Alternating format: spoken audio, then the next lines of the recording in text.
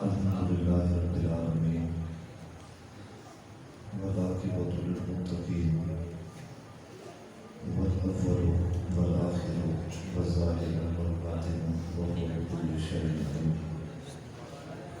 أما بعد،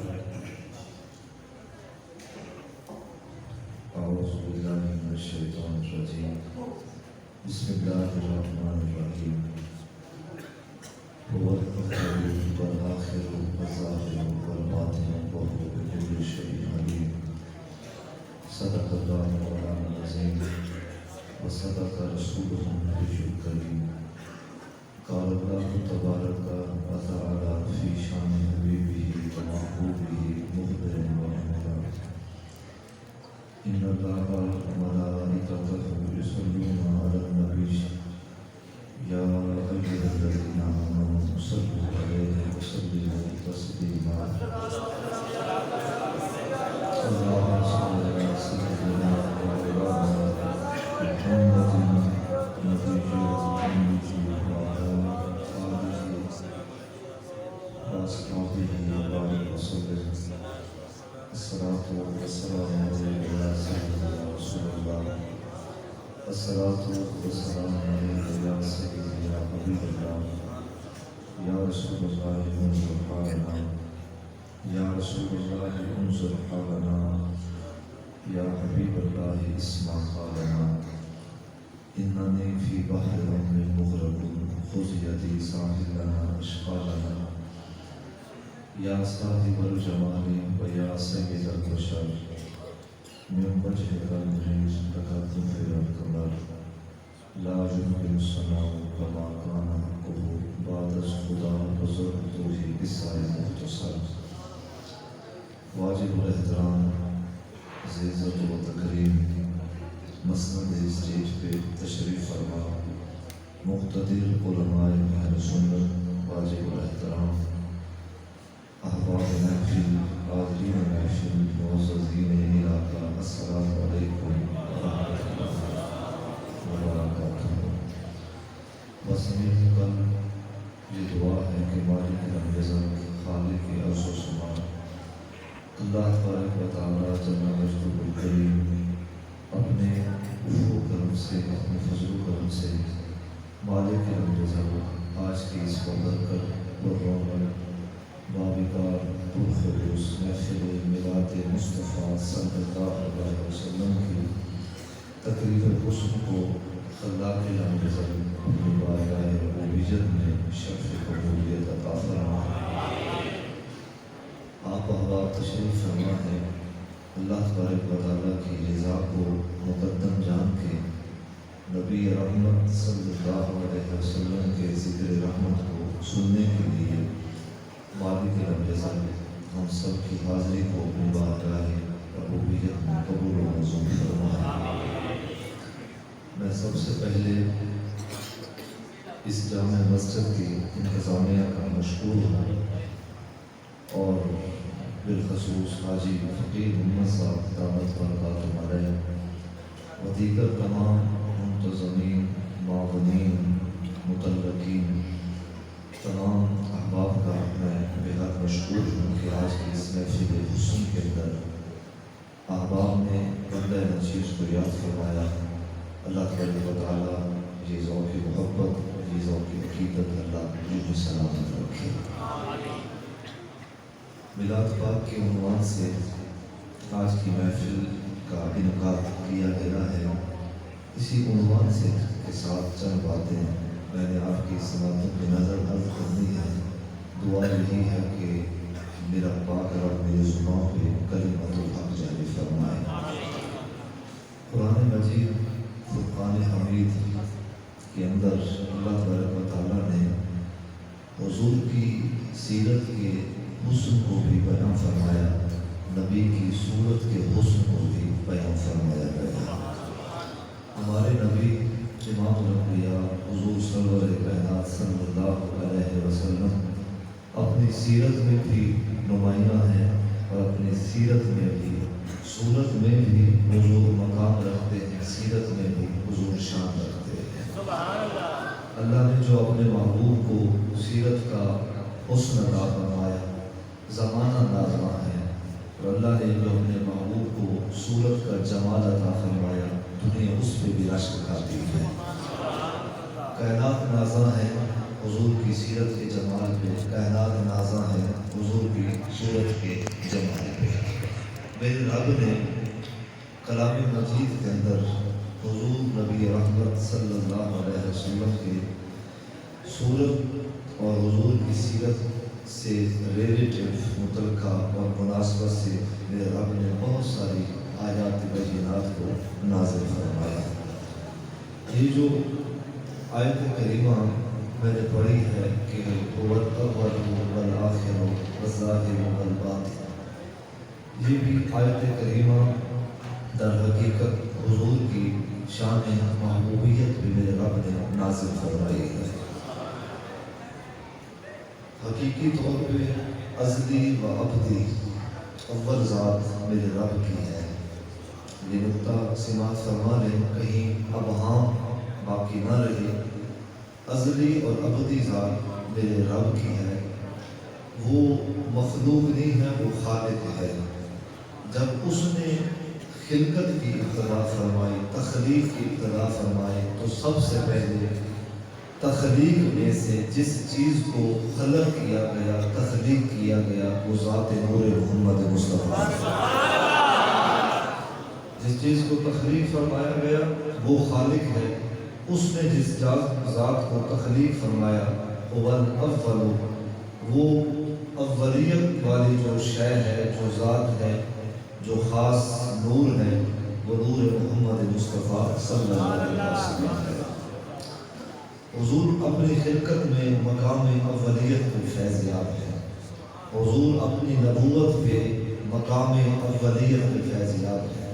اس پہ میں تھوڑی باتیں عرض کروں گا کہ اپنی خلقت پہ بھی وہ مقام اولیت بھی ہیں، اپنی نبوت پہ بھی وہ مقام اولیت بھی ہیں۔ آئیں حضور کی خلقت کے عنوان سے پہلی حدیث مبارکہ کو سماعت فرمائیں۔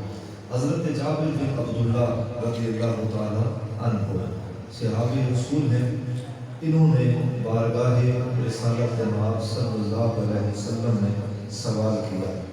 انداز دیکھیں کہ اتنا نرالا سوال نہیں تھا جو انداز ان کا تھا، کہ جس انداز کے ساتھ صحابہ رسول صلی اللہ علیہ وسلم حضور سے سوال کرتے، وہ انداز بڑا نرالا ہوتا تھا۔ عرض کیا کہ قال قلت یا رسول اللہ صلی اللہ علیہ وسلم بِأَبِي أَنْتَ وَأُمِّكَ، حضور آپ پہ میرے ماں باپ قربان ہوں، اخبرنی عن اول شیء خلقہ تعالی قبل الاشیاء، ارشاد فرمائے کہ اللہ تبارک و تعالیٰ نے سب سے پہلے کس چیز کو تخلیق فرمایا۔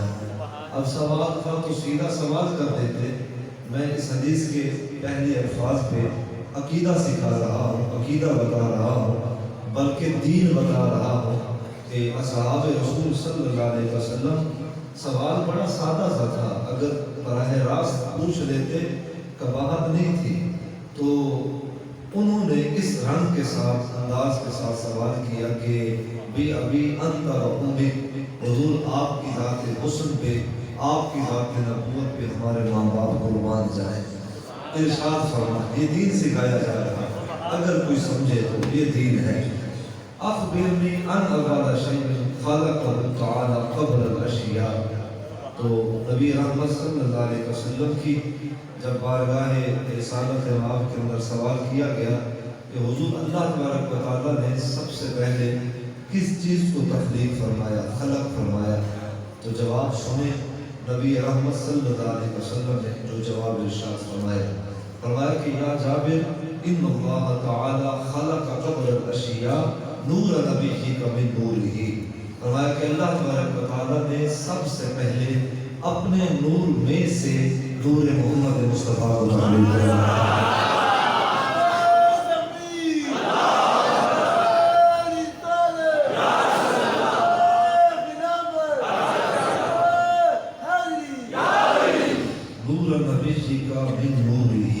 فرمایا کہ اللہ تبارک و تعالیٰ نے سب سے پہلے اپنے نور میں سے نور محمد مصطفیٰ کو تخلیق فرمایا۔ تو اللہ تبارک و تعالیٰ نے جس چیز کو سب سے پہلے خلق فرمایا، تخلیق فرمایا، وہ نور محمد مصطفیٰ صلی اللہ علیہ وسلم ہے۔ اس عنوان سے ایک اور حدیث ہے، بڑی جامع حدیث ہے، اسے سماعت فرما لیں، یہ پیغام آپ تک پہنچ جائے گا اور میرا جو نقطۂ گفتگو ہے اس کی اثر تک آپ پہنچ جائیں گے۔ حضرت ابو ہریرہ رضی اللہ تعالیٰ عنہ اس حدیث کے راوی ہیں۔ ویسے میں حوالہ علماء دیوبند کے جو ان کے مطابق حکیم الامت ہے، حضرت مولانا اشرف علی تھانوی صاحب، انہوں نے ایک کتابچہ لکھا، رسالہ لکھا، نشر الطیب فی نبی مصطفیٰ صلی اللہ علیہ وسلم، ایک رسالہ لکھا مولانا اشرف علی تھانوی صاحب نے رحمۃ اللہ تعالیٰ علیہ۔ انہوں نے اپنے رسالے کے اندر بھی اس حدیث کو جو ہے بیان فرمایا۔ جتنے بھی امت کے چوٹی کے محدث ہیں تو انہوں نے اس حدیث کو صحیح سند کے ساتھ جو ہے اپنی جو ہے وہ کتابوں کے اندر یہ بیان فرمائے۔ اب میں اختصار کے ساتھ اس حدیث میں کچھ باتیں عرض کرنی ہے کہ حضرت ابو ہریرہ رضی اللہ تعالیٰ عنہ کی مرویات سے یہ حدیث ترمذی، حدیث مشکات، حدیث ابن ماجہ، نبی رحمت صلی اللہ علیہ وسلم نے ایک دن ارشاد فرمایا، پوچھا کہ حضرت جبرائیل امین علیہ السلام سے، میرے نبی نے ارشاد فرمایا کہ یا جبرائیل کم عمر کا من السنین، اے جبرائیل بتاؤ نا ذرا کہ اللہ نے آپ کو عمر کتنی عطا فرمائی، عمر کتنی ہے؟ تو حضرت سیدنا جبرائیل امین تھے، وہ تو راز نبوت کو جانتے ہیں، اصل نبوت کو جانتے ہیں، حقیقت محمد کو سمجھنے والے ہیں۔ تو سامنے تو جبرائیل تھا، تمام انبیاء علیہ السلام کا صحابی ہے، سدرۃ المنتہا کا واسی ہے، رب کے خاص قرب میں رہنے والا ہے، فرشتوں کا امام ہے جبرائیل امین، وہ عام ہستی تو تھی نہیں، لیکن انہوں نے حضور کی خدمت میں عرض کیا کہ لست اعلم غیری، انہوں نے عرض کیا کہ حضور میں نہیں جانتا کہ میری عمر کتنی ہے، لست اعلم غیری، میں نہیں جانتا۔ یہاں اس حدیث کے ان پہلے الفاظ پہ شاعرین نے چند جملے لکھے، محدثین اور شاعرین نے چند جملے لکھے، کہتے ہیں کہ جبرائیل امین گو کہ جانتے ہوں، گو کہ جانتے ہوں، لیکن سرکار نے پوچھا تو تقاضۂ ادب کے پیش نظر تو اپنا علم جو ہے وہ ظاہر نہیں کر رہے، چونکہ میں صاحب علم کے سامنے کھڑا ہوں تو ان کے سامنے میری جرأت کہ میں اپنا علم ظاہر کروں، تو کہا کہ عرض کیا کہ حضور میں نہیں جانتا، تو سفر تو چنگا جان رہے ہیں، لست اعلم غیری، خیر کہا کہ حضور میں نہیں جانتا کہ میری عمر کتنی ہے۔ اب چونکہ حضور نے سوال کیا تو ان کا حق بنتا تھا، یہ بھی ادب کا تقاضا ہے کہ جب کوئی بڑا سوال کرے تو چھوٹا جو ہے وہ اپنے علم کے مطابق اسے جواب دینا ہی پڑتا ہے۔ اب جملہ سماعت فرمائیں، یہ جو متفق علیہ حدیث پاک کے الفاظ ہیں کہ حضرت سیدنا جبرائیل امین نے جب راز اٹھایا، حقیقت بیان کی، حضور کی خدمت میں وہ اپنی نیاز مندی پیش کرنے لگ گئے تو عرض کیا کہ لو انا فی الحجاب الربیع، لو انا فی الحجاب الربیع نجم یقطع فی کل 70,000 سنۃ مرہ رأیتہ 72,000 مرہ۔ حضور کی خدمت میں عرض کیا کہ حضور مقام ربیع پہ میں نے ایک ستارے کو دیکھا تھا، یہ مقام ربیع وہ خاص مقام ہے کہ جہاں اللہ تبارک و تعالیٰ کا قرب خاص ہمہ وقت جو ہے وہ نازل ہوتا رہتا ہے۔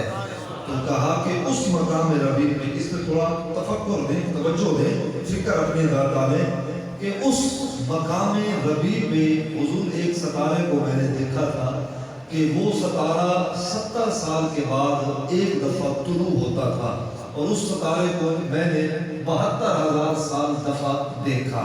تو رأیتہ 72,000 مرہ، کہ اس ستارے کو جو ستارہ 70 سال کے بعد ایک دفعہ طلوع ہوتا تھا اسے میں نے 72,000 سال دفعہ دیکھا۔ اچھا، سامنے حضور کی ذات رحمت، اب انہوں نے اپنے عمر کے متعلق جو ہے یہ ایک زاویہ دیا ہے، یہ ایک تجربہ پیش فرمایا ہے. اب توجہ فرمائیں. تو میرے نبی نے ارشاد فرمایا کہ فقال یا جبرائیل وعزت ربی انا ذالک الکوکب. فرمایا کہ جبرائیل جس ستارے کو تم نے آسمان ربیع پہ دیکھا تھا وہ کوئی آسمانی ستارہ نہیں تھا. کہا کہ وہ در حقیقت نور محمد مصطفیٰ. آسمانی ستارہ نہیں تھا، وہ تو نور محمد مصطفیٰ صلی اللہ علیہ وسلم تھا. اور حضور نے ارشاد فرمایا کہ وعزت ربی، مجھے میرے رب کی قسم، انا ذالک الکوکب، در حقیقت جبرائیل جس ستارے کو تم نے دیکھا ہے اپنی نورانی آنکھوں کے ساتھ وہ ستارہ نور محمد مصطفیٰ تھا. بلکہ ستارے سے بات چلی، میرے ذہن میں جو ہے ایک اور حدیث یاد آ گئی. اس مضمون کے ریلیٹیو نہیں ہے لیکن میلاد کی مناسبت سے ہے، حضور کی بعثت کے عنوان سے ہے، حضور کی آمد کے عنوان سے ہے. تو حضور نے چونکہ خود ارشاد فرمایا کہ انا ذالک الکوکب، تو ایک اور صحابی رسول ہے حضرت حسان بن ثابت رضی اللہ تعالی عنہ، انصاری صحابی ہیں. اور آپ جانتے ہیں کہ یہ حضور کے ثنا خوان بھی تھے. حضور انہیں خود حکم ارشاد فرماتے، ان کا انداز بھی اچھا ہوتا، شاعری بھی ستھری ہوتی، طریقہ بھی احسن ہوتا. جب سارا حسن بندے کے پاس ہو تو سرکار دو جہاں صلی اللہ علیہ وسلم بھی شاعری بھی اچھی ہو. میں یہ جملہ نعت خوانوں کی خدمت میں عرض کر رہا ہوں، شاعری بھی اچھی ہو، انداز بھی اچھا ہو، اور بندہ خلوص کے ساتھ جب پڑھے بھی صحیح تو پھر جو اس کی داد ہے اللہ اکبر، زمین والے نہ بھی دیں تو عرش والا ضرور دیتا ہے اگر اس ذوق کے ساتھ کوئی پڑھے تو. کیونکہ اب ذوق رہے نہیں، ضعیف ہو گئے، اور جس وجہ سے لوگ میلاد پہ انگلیں اٹھاتے ہیں.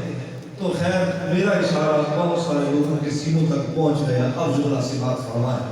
حضرت حسان بن ثابت رضی اللہ تعالی عنہ جو کہ حضور کے شاعر بھی ہیں، صحابی بھی ہیں، اور نبی رحمت صلی اللہ علیہ وسلم جب ہجرت کے بعد شہر مدینہ حضور تشریف لائے، ہجرت سے پہلے تو مدینہ یثرب تھا، تو ہجرت کے بعد مدینہ تو رسول بن گیا. تو جو پہلے اصحاب تھے ان میں سے ایک ہیں حضرت حسان بن ثابت رضی اللہ تعالی عنہ. وَأَحْسَنُ مِنْكَ لَمْ تَرَ قَطُّ عَيْنِي وَأَجْمَلُ مِنْكَ لَمْ تَرِ النِّسَاءَ خُلِقْتَ مُبَرَّأً مِنْ كُلِّ عَيْبٍ كَأَنَّكَ قَدْ خُلِقْتَ كَمَا تَشَاءُ. یہ حسان بن ثابت عرض کرتے ہیں کہ حضور کائنات کے اندر اللہ تبارک و تعالیٰ نے آپ سے بڑھ کے کوئی حسین بنایا ہی کوئی نہیں. یہ نہیں کہ حضور میں کہہ رہا ہوں یا میرا شاعری ذوق کہہ رہا ہے، بندہ سچی بات یہی ہے کہ آپ سے بڑھ کے زیادہ سونا اللہ نے کوئی نہیں بنایا، اور آپ کو اس طرح بنایا گیا جس طرح خالق چاہتا تھا یا جس طرح آپ کی آرزو تھی. اب سنیں، یہ کہتے ہیں وہ جملہ یاد آیا کہ انا ذالک الکوکب، تو اس پہ جو ہے مجھے یہ جملہ یاد آ گیا. حضور نبی رحمت صلی اللہ علیہ وسلم کی جب جس رات ولادت ہوئی، جس رات حضور اس دنیا بس میں کائنات پہ آپ قدم رنجہ فرمائے اور آپ جلوہ افروز ہوئے، باشد جب دور ہوئی اور اجالے اور سوجلے جب عام ہوئے، روشن ہوئے، کائنات روشن ہوئی، اس رات جس سہانی گھڑی چمکا طیبہ کا چاند، جس دن، جس رات، جس لمحہ حضور تشریف فرما ہوئے، آپ جانتے ہیں کہ وہ تہجد کا ویلا تھا. فجر سے پہلے وہ نبی رحمت صلی اللہ علیہ وسلم بزم کائنات کے اندر آپ رونق افزا ہوئے. حضرت حسان بن ثابت کہتے ہیں کہ میری عمر تھی 7 سال یا 8 سال، لیکن میں اتنا سیانہ تھا کہ اگر کوئی بات سنتا تو میں سمجھ جاتا تھا، بات کی سمجھ میں رکھتا تھا.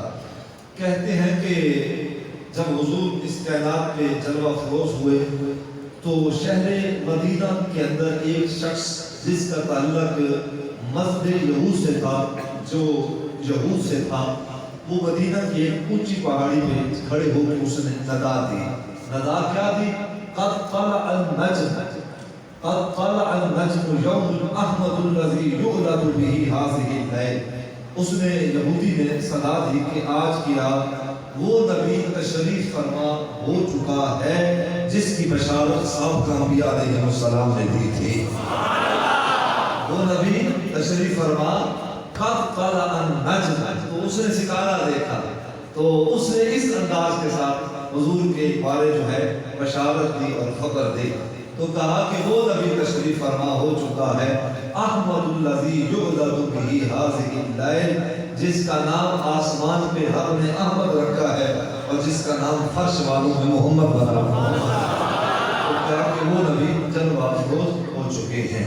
تو حضور نبی رحمت صلی اللہ علیہ وسلم حضور خلقت میں مقام اولیت پہ فیض یاب، اور دوسرا حضور نبوت میں بھی سر اول ہیں، سر فہرست ہیں۔ وہ کیسے؟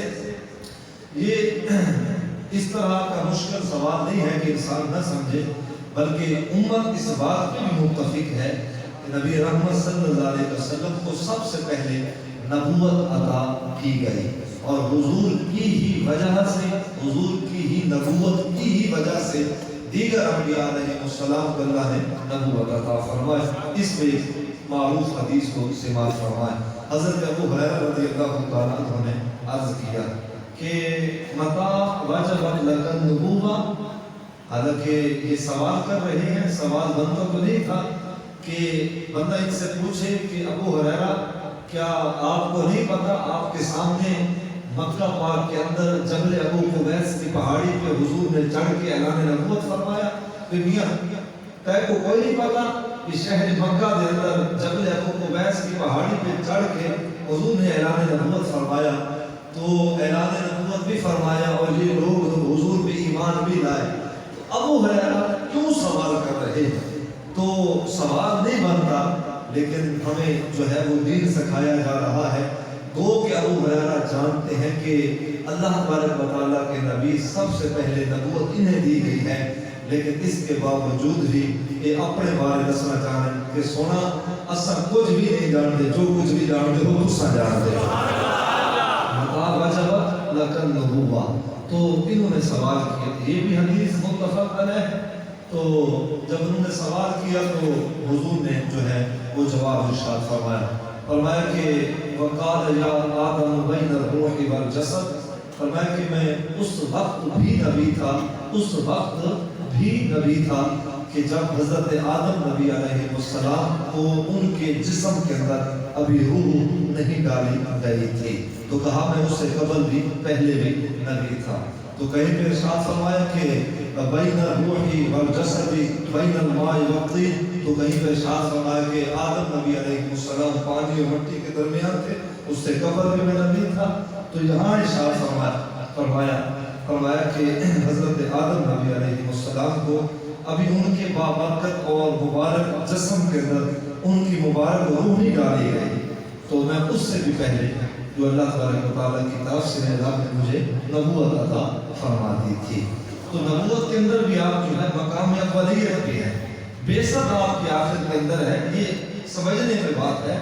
تو بے شک جو ہے وہ آخر کے اندر ہے، نبوت آپ کو پہلے دی گئی تھی۔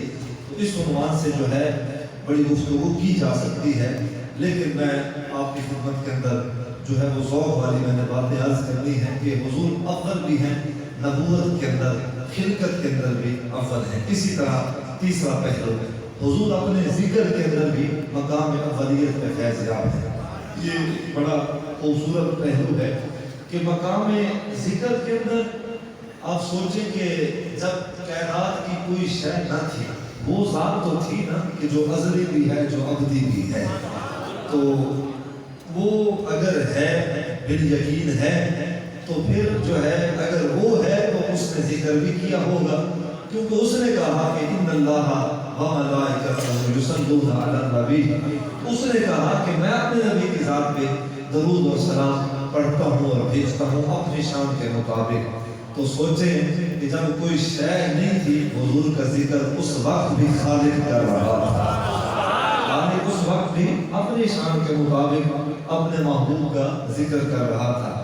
یہ حجت المحدثین ہے امام نبہانی علیہ رحمہ، ان کی جو ہے انہوں نے اس حدیث کو جو ہے منقول فرمایا، نقل فرمایا۔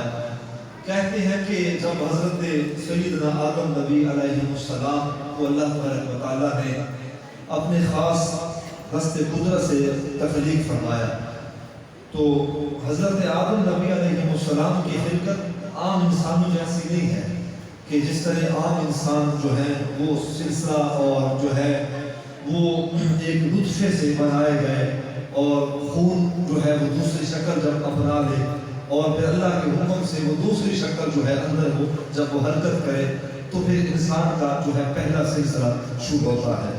حضرت آدم نبی علیہ السلام اس انداز کے ساتھ آپ کی جو ہے وجود اور وجود نہیں ہے، اللہ تبارک و تعالیٰ نے اپنے دست قدرت سے حضرت آدم نبی علیہ السلام کو تخلیق فرمایا۔ تو اب جملہ سنیں، امام نبہانی علیہ رحمہ فرماتے ہیں، یہ حجت المحدثین میں سے ہیں، کہتے ہیں کہ جب اللہ نے فرشتوں کو حکم دیا کہ میرے آدم کو سجدہ کرو تو سوال نہیں کیا فرشتوں، خالق کا حکم ہو اور جو ہے مخلوق اگر بگر کرے کہ مالک ہم کیوں سجدہ کرے، تو جس نے اگر بگر کیا نا تو پھر وہ جو ہے وہ اس تکریم والے سب سے اسے ہٹا دیا گیا۔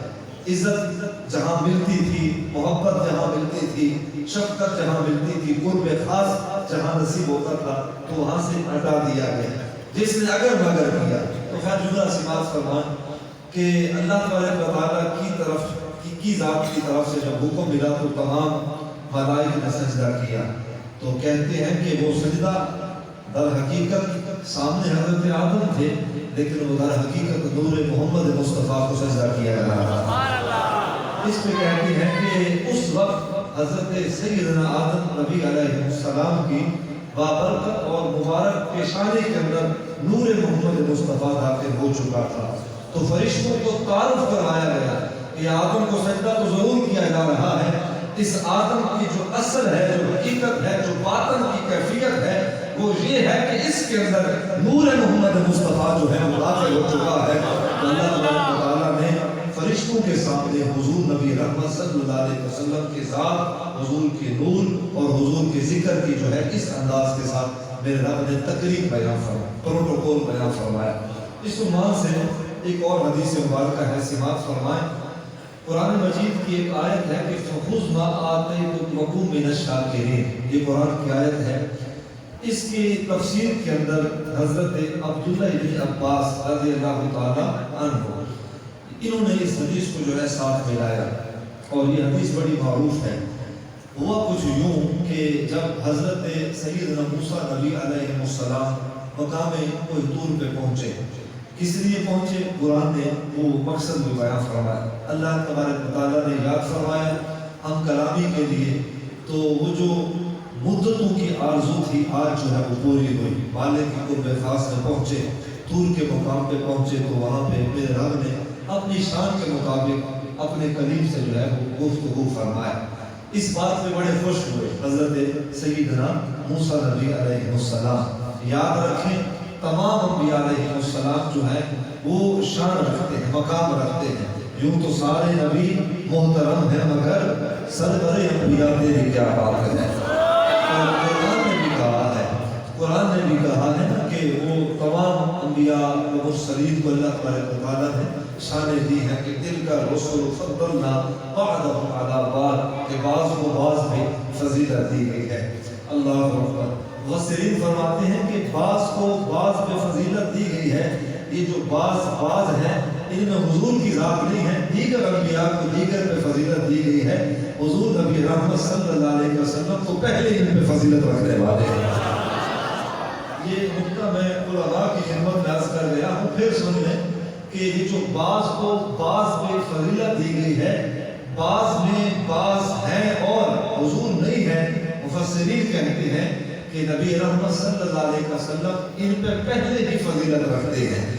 تو اب جملہ سماعت فرمائیں کہ سیدنا موسیٰ نبی علیہ السلام گئے، بڑے خوش تھے، عرض کرتے ہیں کہ مالک الواح تورات عطا فرمائے تیرا شکر، نبوت و رسالت عطا فرمائے تیرا شکر، ہم کلامی کا شرف بخشا تیرا شکر، اور دیگر انعام و اکرام عطا فرمائے وہ بھی تیرا شکر، میں بچا لاتا ہوں۔ تو میرے رب نے ارشاد فرمایا کہ اس جو ہے شکر کا ہدیہ ہے تو وہ کیا ہے کہ وَمُتُّ عَلَىٰ تَوْحِيدٍ وَحُبِّ محمد صلی اللہ علیہ وسلم۔ تو کہا کہ یہ جو تم شکرانہ کر رہے ہو اس کا ہدیہ یہ ہے کہ اللہ تبارک و تعالیٰ کی توحید، رب کی معرفت کے متعلق رب کے بندوں کو آگاہ کرنا۔ نبوت کا بنیادی جو ہے نبوت کا جو بنیادی اصول اور اسلوب ہے وہ یہی ہے. میرا یہ جو ہے متعلقہ مضمون نہیں ہے. انبیاء علیہ السلام تشریف لائے تو ان کے بعثت اور ان کے آنے کا، انہیں بھیجنے کا جو بنیادی مقصد ہے، ان میں سے بنیادی مقاصد میں سے ایک مقصد یہ ہے کہ ہر نبی اللہ کے بندوں کی ہدایت کے لیے نازل فرمایا گیا. ان کے ذریعے سے ہدایت ملتی ہے، انبیاء علیہ السلام کے ذریعے سے ہدایت ملتی ہے. آپ پڑھ لیں، اللہ نے ہدایت دی انبیاء علیہ السلام کے ہی توسل سے. تو کسی کو ہدایت ملی کتاب سے، کسی کو ہدایت ملی نبی کی ذات سے.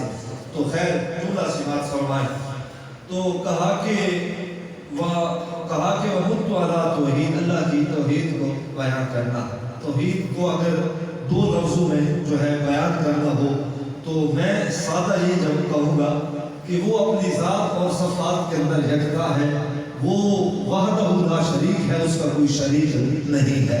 وہ خالق باقی سب مخلوق، وہ طاقت والا باقی اس کے محتاج. اب جملہ سی بات فرمائیں کہ حضرت موسیٰ نبی علیہ السلام کو حکم ملا کہ وَمُتُّ عَلَىٰ تَوْحِيدٍ وَحُبِّ محمد صلی اللہ علیہ وسلم. اشارہ بھی آپ سمجھ لیتے ہیں.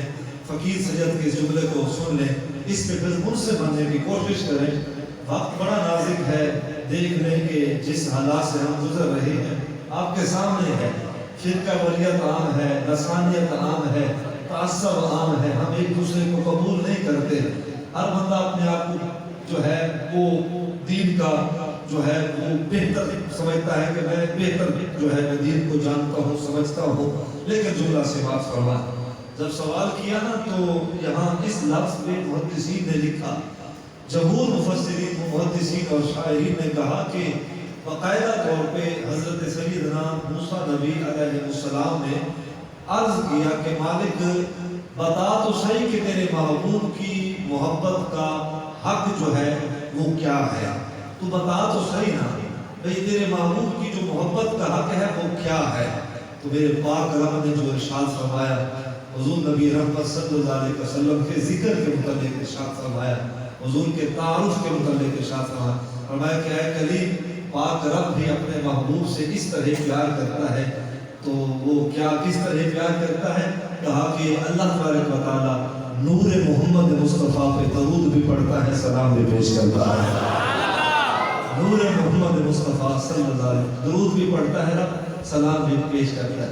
تو کلیم نے کہا کہ مالک جس طرح تو پیار کرتا ہے تیرا کلیم بھی تیرے حبیب کی ذات سے ویسا پیار کرے. حضور نبی رحمت صلی اللہ علیہ وسلم ابھی آئے نہیں، ابھی آپ نے آنا ہے.